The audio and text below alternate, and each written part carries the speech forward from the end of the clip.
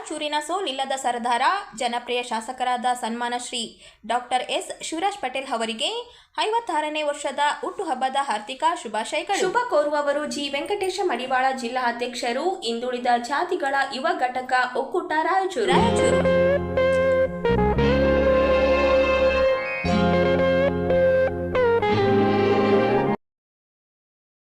ಜಿಲ್ಲೆಯ ಇತಿಹಾಸದಲ್ಲಿ ಅತಿದೊಡ್ಡ ಆರ್ಥಿಕ ವಂಚನೆ ಪ್ರಕರಣಗಳಲ್ಲಿ ಒಂದಾಗಿ ಪರಿಗಣಿಸಲ್ಪಟ್ಟಿರುವ ದರ್ವೇಶ್ ಕಂಪನಿ ಹಗರಣವು ಸಾವಿರಾರು ಕುಟುಂಬಗಳ ಬದುಕನ್ನು ಸಂಕಷ್ಟಕ್ಕೆ ತಳ್ಳಿದೆ. ಶೇರ್ ಮಾರ್ಕೆಟ್ ಹೆಸರಿನಲ್ಲಿ ಜನರಿಂದ ಸಾವಿರಾರು ಕೋಟಿ ರೂಪಾಯಿ ಸಂಗ್ರಹಿಸಿ ಬಳಿಕ ಯಾವುದೇ ಜವಾಬ್ದಾರಿತನವಿಲ್ಲದೆ ಕಂಪನಿ ನಾಪತ್ತೆಯಾಗಿರುವುದು ಹೂಡಿಕೆದಾರರಲ್ಲಿ ತೀವ್ರ ಆಕ್ರೋಶಕ್ಕೆ ಕಾರಣವಾಗಿದ್ದು, ಮುಖ್ಯಮಂತ್ರಿಗಳಿಗೆ ಇಂದು ಜಿಲ್ಲಾಧಿಕಾರಿಗಳ ಮುಖಾಂತರ ಮನವಿ ಸಲ್ಲಿಸಲಾಗುವುದು ಎಂದು ಸಾಮಾಜಿಕ ಕಾರ್ಯಕರ್ತ ಅಂಬಾಜಿ ಮೈದರ್ಕರ್ ಅವರು ತಿಳಿಸಿದರು.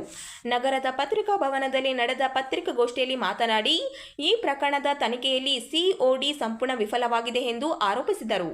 ತಕ್ಷಣವೇ ಸರ್ಕಾರವು ಈ ಪ್ರಕರಣವನ್ನು ಸಿಐಡಿ ಅಥವಾ ಇಡಿಗೆ ವಹಿಸಬೇಕು ಎಂದು ಒತ್ತಾಯಿಸಿದರು. 2024ರ ಅಕ್ಟೋಬರ್ನಲ್ಲಿ ಈ ವಿಷಯವನ್ನು ಮುಖ್ಯಮಂತ್ರಿಗಳ ಗಮನಕ್ಕೆ ತರಲಾಗಿದ್ದು, ಬಳಿಕ ಸರ್ಕಾರವು ಪ್ರಕರಣವನ್ನು ಸಿಐಡಿಗೆ ವರ್ಗಾಯಿಸಿತು.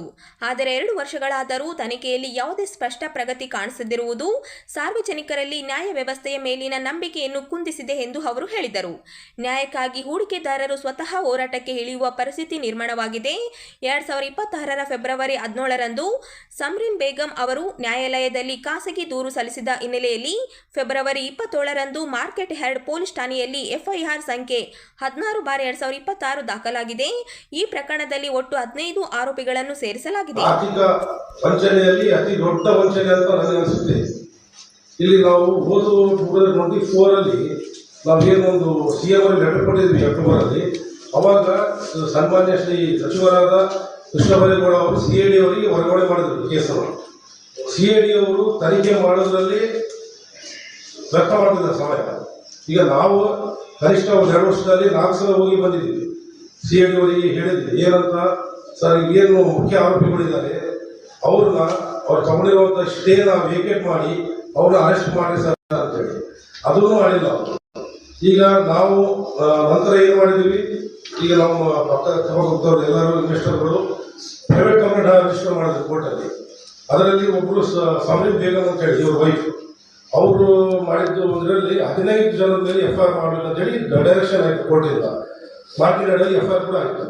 ಅದರಲ್ಲಿ ಆರೋಪಿ ನಂಬರ್ 15 ಸಿರಾಜ್ ಅಹಮದ್ ಜಾಫ್ರಿ ಅನ್ನುವಂಥ ಆತ ಏನು ಮಾಡ್ತಾನೆ, ಹೈಕೋರ್ಟಿಗೆ ಹೋಗಿ ರದ್ದುಪಡಿಸಬೇಕಂತೇಳಿ ಕೇಳ್ತಾನೆ. ಅಲ್ಲಿ ಹೈಕೋರ್ಟ್ ಏನು ಮಾಡ್ತಾನೆ, ಮೇಲ್ನೋಟಕ್ಕೆ ಪ್ರೈಮಾ ಫೇಶಿಯಾದಲ್ಲಿ ಇದು ಕಾಣಿಸ್ತಾ ಇದೆ ತಪ್ಪಿದೆ ಅಂತೇಳಿ, ಹಾಗಾಗಿ ಎನ್ಕ್ವೈರಿ ಆಗಬೇಕು ಅಂತೇಳಿ ಮಾಡಿದ್ರು. ಇದೇ ವಿಷಯನ ನಾವು ಸಿಐಡಿ ಅವರಿಗೆ ಮತ್ತೆ ಫೋನ್ ಮಾಡಿ ಹೇಳಿದ್ವಿ, ಸರ್ ಹಿಂಗಾಗಿದೆ ಕೋರ್ಟಲ್ಲಿ, ನೀವೇನು ಮಾಡ್ತಾ ಇದ್ದೀರಿ ಅಂತೇಳಿ. ಅವ್ರೇನಂದ್ರೆ ಎನ್ಕ್ವೈರಿ ನಮಗೆ ಸಾಕ್ಷಿಗಳು ಕೊಡ್ರಿ ಅಂತ. ಈಗ ನಾವೇನು ಅಧಿಕಾರಿಗಳಂತೂ ಅಲ್ಲ, ಸಾರ್ವಜನಿಕರು ನಾವೇ ಸಾಕ್ಷಿ ಕೊಡೋದಿದ್ರೆ ಮತ್ತೆ ಅಫಿಷಿಯಲ್ ಎದಕ್ಕೆ ಅಂದ್ರೆ ಕರ್ನಾಟಕದ ಸರ್ಕಾರ ಹೇಳಿದ್ರು ಕೂಡ ಸಿಒಡಿ ಅವರು ಗಮನ ಹರಿಸ್ತಾ ಇಲ್ಲ, ಟೈಮ್ ಪಾಸ್ ಮಾಡ್ತಾ ಇದ್ದಾರೆ ಸರ್.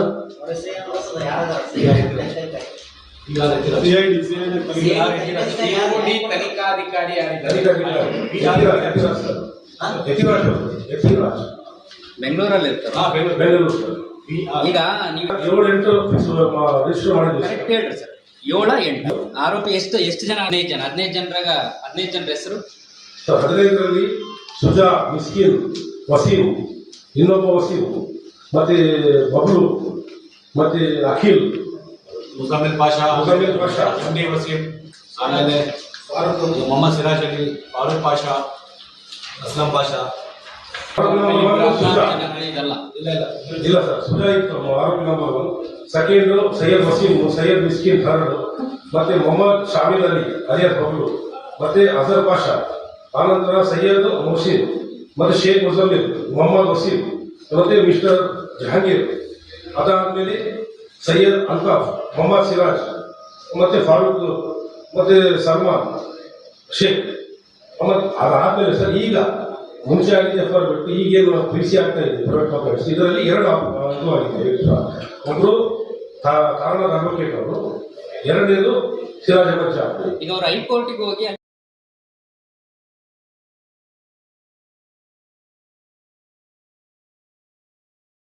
ರಾಯಚೂರು ಜಿಲ್ಲೆಯ ನೂತನ ಜಿಲ್ಲಾಧಿಕಾರಿಯಾಗಿ ಪೂವಿತಾ ಎಸ್ ಅವರು ಬುಧವಾರ ಸಂಜೆ ಅಧಿಕಾರ ಸ್ವೀಕರಿಸಿದರು. ನಿರ್ಗಮಿತ ಜಿಲ್ಲಾಧಿಕಾರಿ ನಿತೀಶ್ ಕೆ ಅವರು ಅಧಿಕಾರ ಹಸ್ತಾಂತರಿಸಿ ಅವರಿಗೆ ಶುಭ ಹಾರೈಸಿದರು. ಅಧಿಕಾರ ಸ್ವೀಕರಿಸಿದ ಬಳಿಕ ಮಾಧ್ಯಮ ಪ್ರತಿನಿಧಿಗಳೊಂದಿಗೆ ಮಾತನಾಡಿದ ಪೂವಿತಾ ಎಸ್ ಅವರು, ಐತಿಹಾಸಿಕ ರಾಯಚೂರು ಜಿಲ್ಲೆಗೆ ಜಿಲ್ಲಾಧಿಕಾರಿಯಾಗಿ ಆಗಮಿಸಿರುವುದು ನನಗೆ ಹೆಮ್ಮೆಯ ವಿಷಯವಾಗಿದೆ ಎಂದು ತಿಳಿಸಿದರು. ಜಿಲ್ಲೆಯ ಜ್ವಾಲಾಂತ ಸಮಸ್ಯೆಗಳಿಗೆ ಮೊದಲ ಆದ್ಯತೆ ನೀಡುವುದರ ಜೊತೆಗೆ ಇಂದಿನ ಜಿಲ್ಲಾಧಿಕಾರಿ ಅವರು ಆರಂಭಿಸಿದ ಅಭಿವೃದ್ಧಿ ಕಾರ್ಯಗಳನ್ನು ಮುಂದುವರಿಸಲಾಗುತ್ತದೆ ಎಂದು ಹೇಳಿದರು. ಮಹಿಳಾ ಮತ್ತು ಮಕ್ಕಳ ಅಭಿವೃದ್ಧಿಗೆ ವಿಶೇಷ ಆದ್ಯತೆ ನೀಡಲಾಗುತ್ತದೆ ಎಂದು ಅವರು ತಿಳಿಸಿ, ಜಿಲ್ಲೆಯ ಚುನಾಯಿತ ಜನಪ್ರತಿನಿಧಿಗಳು ಹಾಗೂ ಸಾರ್ವಜನಿಕರ ಸಹಕಾರವನ್ನು ಕೋರಿದರು. ಐತಿಹಾಸಿಕ ಜಿಲ್ಲೆಗೆ ಜಿಲ್ಲಾಧಿಕಾರಿಯಾಗಿ ಬಂದಿರುವುದು ನನಗೆ ತುಂಬ ಗೌರವ ಹಾಗೂ ಸಂತೋಷ ಹಾಗೂ ಹೆಮ್ಮೆಯೂ ಕೂಡ ಆಗ್ತಾ ಇದೆ. ಈ ನಾರ್ತ್ ಕರ್ನಾಟಕದಲ್ಲಿ ಇದು ನನ್ನ ಮೊದಲನೇ ಪೋಸ್ಟಿಂಗು. ಸೊ ಜಿಲ್ಲಾಧಿಕಾರಿಯಾಗಿ ಈ ಕಡೆಗೆ ಮಾಡಬೇಕು, ಕಲ್ಯಾಣ ಕರ್ನಾಟಕದಲ್ಲಿ ಮಾಡಬೇಕು ಅಂತ ಇತ್ತು. ಸೊ ಅದೇ ರೀತಿ ನನಗೆ ರಾಯಚೂರು ಜಿಲ್ಲೆಗೆ ಜಿಲ್ಲಾಧಿಕಾರಿಯಾಗಿ ಪೋಸ್ಟಿಂಗ್ ಕೂಡ ಮಾಡಿ ಕಳಿಸಿದ್ದಾರೆ. ಸೊ ಇಲ್ಲಿ ಈ ಜಿಲ್ಲೆಯಲ್ಲಿ ಏನೇನು ಸಮಸ್ಯೆಗಳಿದೆ, ಜಿಲ್ಲೆಗೆ ಏನು ಅಗತ್ಯತೆಗಳು ಇದೆ, ಅದಷ್ಟನ್ನು ಆದ್ಯತೆಯಾಗಿ ತಗೊಂಡು ಅದಷ್ಟನ್ನು ಪ್ರಾಮಾಣಿಕವಾಗಿ ನಿಭಾಯಿಸುವ ಕೆಲಸವನ್ನು ಮಾಡುತ್ತೇನೆ. ಸೊ ಜಿಲ್ಲೆ ಜನತೆಗೆ ಏನು ಮೆಸೇಜ್ ಕೊಡ್ತೀವಿ?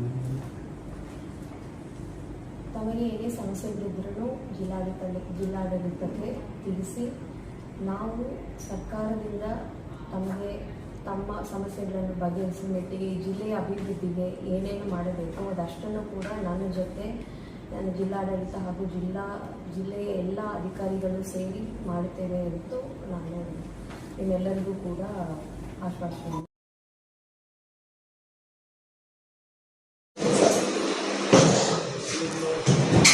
2015ರಲ್ಲಿ ಸಂತಾನ ಹರಣ ಶಸ್ತ್ರಚಿಕಿತ್ಸೆ ಸ್ಟೆರಿಲೈಸೇಷನ್ ಮಾಡಿಸಿಕೊಂಡಿದ್ದರೂ ತನ್ನ ಪತ್ನಿ ಇದೀಗ ಗರ್ಭಿಣಿಯಾಗದಿರುವುದಕ್ಕೆ ರಿಮ್ಸ್ ಆಸ್ಪತ್ರೆ ವೈದ್ಯರಾದ ಡಾಕ್ಟರ್ ನಂದಿನಿ ಕಾರಣರಾಗಿದ್ದಾರೆ ಎಂದು ಹನುಮಂತ ಆರೋಪಿಸಿದ್ದಾರೆ. ನಗರದ ಪತ್ರಿಕಾ ಭವನದಲ್ಲಿ ಬುಧವಾರ ನಡೆದ ಪತ್ರಿಕಾಗೋಷ್ಠಿಯಲ್ಲಿ ಮಾತನಾಡಿದ ಅವರು, ಈ ಪ್ರಕರಣದಲ್ಲಿ ವೈದ್ಯರ ನಿರ್ಲಕ್ಷ್ಯದಿಂದಾಗಿ ತಮ್ಮ ಕುಟುಂಬ ಸಂಕಷ್ಟಕ್ಕೆ ಸಿಲುಕಿದೆ ಎಂದು ದೂರಿದರು. ತಪ್ಪಿಸ್ಥರ ವಿರುದ್ಧ ಸೂಕ್ತ ಕಾನೂನು ಕ್ರಮ ಜರುಗಿಸಬೇಕೆಂದು ಆಗ್ರಹಿಸಿದ್ದರು. ಈ ಸಂಬಂಧ ಈಗಾಗಲೇ ಜಿಲ್ಲಾ ಪೊಲೀಸ್ ಇಲಾಖೆ, ಜಿಲ್ಲಾ ಅಧಿಕಾರಿ ಹಾಗೂ ಲೋಕಾಯುಕ್ತ ಕಚೇರಿಗೆ ದೂರು ಸಲ್ಲಿಸಿದರೂ ಯಾವುದೇ ಕ್ರಮ ಕೈಗೊಳ್ಳಲಾಗಿಲ್ಲ ಎಂದು ಅಸಮಾಧಾನ ವ್ಯಕ್ತಪಡಿಸಿದರು. ನಾನು ಆರ್ಥಿಕವಾಗಿ ಬಲಿಷ್ಠನಲ್ಲ, ನನ್ನ ಮಗಳನ್ನು ಸಾಕಲು ಸಾಧ್ಯವಿಲ್ಲದ ಪರಿಸ್ಥಿತಿ ಎದುರಾಗಿದೆ. ಆದ್ದರಿಂದ ನನ್ನ ಮಗಳ ಭವಿಷ್ಯಕ್ಕಾಗಿ ಸರ್ಕಾರದಿಂದ ಪರಿಹಾರ ನೀಡಬೇಕು ಹಾಗೂ ನ್ಯಾಯ ಒದಗಿಸಬೇಕು ಎಂದು ಅವರು ಮನವಿ ಮಾಡಿದರು. ಈ ಪ್ರಕರಣವನ್ನು ಗಂಭೀರವಾಗಿ ಪರಿಗಣಿಸಿ ಸಂಬಂಧಪಟ್ಟ ಅಧಿಕಾರಿಗಳು ತಕ್ಷಣ ತನಿಖೆ ನಡೆಸಿ ನ್ಯಾಯ ಒದಗಿಸಬೇಕು ಎಂಬುದು ಅವರು ಒತ್ತಾಯ ಮಾಡಿದರು. ಏಪ್ರಿಲ್ 24ನೇ ತಾರೀಕು ಇದೇ ಪ್ರೆಸ್ಮೆಂಟ್ ಮಾಡಿಸಿದ್ರು. ಇದರ ಬಗ್ಗೆ ಈ ವಿಷಯ ಬಗ್ಗೆ ಪರಿಶೀಲನೆ ಮಾಡಿದೆ. ಇದುವರೆಗಾದರೂ ನಮಗೆ ಈ ವಿಷಯ ರಿಮ್ಸ್ ಆಸ್ಪತ್ರೆಯಲ್ಲಿ ನಮ್ಮ ಹೆಣ್ಮಕ್ಳಿಗೆ ಶಾಸ್ತ್ರ ಹರಣ ಚಿಕಿತ್ಸೆ ಮಕ್ಕಳು ಸಾಲಂತ ಮಾಡಿಸಿದ್ರು ಸರ್ 15ರಲ್ಲಿ, ಮತ್ತು ಈಗ 22ರಲ್ಲಿ ಮತ್ತೆ ಈ ಮಗಳು ಅವರು ಇದು ಕೇಳಕ್ಕೆ ಹೋದ್ರೆ ಡಾಕ್ಯುಮೆಂಟ್ ಮಾಡಿದ್ದು ಒಂದು ಬಿಡುಗಡೆ ಪತ್ರ ಕೊಟ್ಟಾರ, ಮತ್ತೆ ಈಗ ಕೇಳಕ್ಕೆ ಹೋದ್ರೆ ಅದನ್ನ ಫೋರ್ಜರಿ ಮಾಡಿ ನಮ್ಗೆ ಕೊಡತಕ್ಕ. ಅದಕ್ಕೆ ಇವರು ಡಾಕ್ಟರ್ ಮೇಲೆ ಕ್ರಮ ತಗೊಂಡು ಅವ್ರ ಲೈಸೆನ್ಸ್ ರದ್ದು ಮಾಡಿದ್ರು. ಯಾವ ಡಾಕ್ಟರ್ ಮಾಡಿದ್ರು? ರಾಧಾ ಸಂದರ್ಭ ಮಾಡ್ಯಾರ, HOD ಅವಾಗ ಮಾಡಿದ್ರು ನಂದಿನಿ ಮೇಡಮ್ 15 ನಂದಿನಿ ಡಾಕ್ಟ್ರು ಮಾಡ್ಯಾರ, ಆಪರೇಷನ್ ಮಾಡ್ಯಾರ 15 ಅವ್ರು. ಈಗ 22ರಲ್ಲಿ ಗರ್ಭಿಣಿಯಾಗಿ ಈ ಮಗು ಜಡಿಸಿದ್ರು. ಎಷ್ಟನೇ ಇಶ್ಯೂಗೆ ನಿಮ್ದು ಆಪರೇಷನ್ ಮಾಡಿದ್ರು? 15ರಲ್ಲಿ ಸರ್. 2015ರಲ್ಲಿ ಆಗಿದೆ, 2022ರಲ್ಲಿ ಮತ್ತೆ ಮಗು ಯಾವ ಡಾಕ್ಟರ್? ಅವರೇ ಈ ಥರ ನಂದಿನಿ ಅವ್ರ ಮೇಲೆ. ಬಟ್ ಇವರು ಇದೆಲ್ಲ ನಡ್ಸಕತ್ತಾರಲ್ಲ,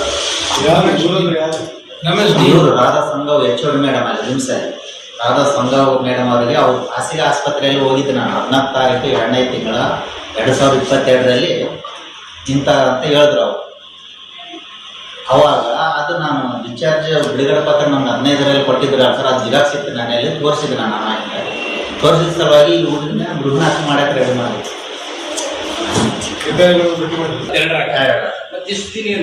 ಅವಾಗಲಿಂದ ನಾನು ಅಲ್ಲಿ ಮಾಡ್ತೀನಿ ಅಂತಂದಾಗ ನೀನು ಅವತ್ತೇ ಯಾಕೆ ಮಾತಾಡ್ತೀನಿ? ಅವತ್ತು ಹೋಗಿ ಸರ್ ಡಾಕ್ಯುಮೆಂಟ್ ಬೇಕಲ್ಲ ನಮ್ಗೆ, ಇದೆ ಸರ್ ಅವ್ರು ಕೊಡ್ತಾರಿಲ್ಲ ಅಂತ ಡಾಕ್ಯುಮೆಂಟ್ ನಮಗೆ ಅಲ್ಲಿ ತಿರುಗಾಡಿದಾಗ ಎಲ್ಲ ಗೊತ್ತಾಯ್ತಿಲ್ಲ ಇನ್ವೆಸ್ಟ್ಮೆಂಟ್ ಹಿಂಗೆ ಮಾಡ್ಬೇಕಂತ. ಎಲ್ಲ ಕಡೆಗೆ ಅಡ್ಡಾಡಿ DC ಸಾವಿರ ಕೊಟ್ಟಿನಿ ನಾನು, ಮಾರ್ಕೆಟ್ ಯಾರ್ಡ್ ಕೊಟ್ಟಿನಿ. ಎಲ್ಲ ಹೋದ್ರೆ ಆಯ್ತು ಅಲ್ಲೋಗಿ ಇಲ್ಲೋಗ ಅಂತ ಅರ್ಥ. ಲೋಕಾಯುಕ್ತ ಕೊಟ್ಟಿನಿ. ಯಾರು ರಸ್ತೆ ಈಗ ಕೆಲವು ಎಲ್ಲಾದ್ರೆ ಹೋಗ್ಲಿ, ದೇವ್ರು ಕೊಡೋದು ಉಚಿತ, ಎಲ್ಲರಿಗೂ ತರ್ಬೇಕಲ್ಲ. ಆದರೆ ಈ ಥರ ಯಾಕೆ ಈ ಥರ ನಮಗೆ ಯಾವುದೋ ಒಂದು ಬರತ್ತದ ಸ್ಕೀಮ್ದಲ್ಲಿ ಫೇಲ್ವರ್ ಅಂದರೆ ಅದು ಮಾಡಿಕೊಡ್ರಿ ಮೇಡಮ್ ಅಂದರೆ, ಇಲ್ಲ ನಾನು ಯಾಕೆ ಮಾಡ್ಕೊಳ್ಳಿ ಅಂತ ಈ ಥರ ಡಾಕ್ಯುಮೆಂಟ್ ಕೊಡ್ತಾ ಇದ್ರು. ಯಾವ ಡಾಕ್ಯುಮೆಂಟ್ ಇದ್ದದಲ್ಲ ಸರ್, ಅದು ಫೇಲ್ವರ್ ಆದರೆ ಸ್ಕೀಮ್ದಲ್ಲಿ DH ಆಫೀಸರಿಂದ ಪರ್ಮನೆಂಟ್ ಕೊಟ್ಟಿದ್ರು ಒಂದು ಫ್ಯಾಮಿಲಿ ಪ್ಲಾನಿಂಗ್, ಅದರಲ್ಲಿ ಸೈನ್ ಮಾಡಿಕೊಡೋದ್ರೆ ನಾನು ಯಾಕೆ ಮಾಡಿ ಏನೇನಿಲ್ರಿ ಅವ್ರು ದುಡ್ಡು ಫೀಸಿಗೆ ನಮ್ಗೆ ಸಲುವಾಗಿಲ್ಲ, ನಮಗೆ ಊಟಕ್ಕಿಲ್ಲದವ್ರು ನಾವು ಅಂತ ನಾವು ಸಾಕು ಮಾಡ ಅಂತ ಹೇಳಿದ್ವಿ, ಸಲುವಾಗಿಲ್ಲ. ನಾವು ಉಪವಾಸ ಇರುವಾಗ ಒಂದು ಟೈಮು ಹುಡುಗರನ್ನ ಯಾಕೆ ಉಪವಾಸ ಇರ್ಬೇಕು, ಮಾಡಿಸ್ಬೇಕಂತ ಸಾಕಂತ ಹೇಳಿದ್ವಿ ನಾವು. ಕಾಂಪನ್ಸೇಷನ್ ಕೇಳಿದ್ರೆ ಕಾಂಪನ್ಸೇಷನ್ ಕೇಳಿದ್ರೆ ಎಷ್ಟು ಕೇಳಿದ್ರೆ ಇಷ್ಟ ಅಂತ ಕೇಳಿದ್ರು ಸರ್.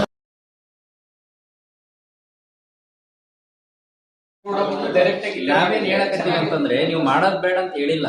ಈಗ ಆಲ್ರೆಡಿ ಇನ್ಫಾರ್ಮೇಶನ್ ಆಫೀಸ್ ಇಂದ ಎಲ್ಲಾ ಪತ್ರಿಕೆಗಳಿಗೆ ನೀವು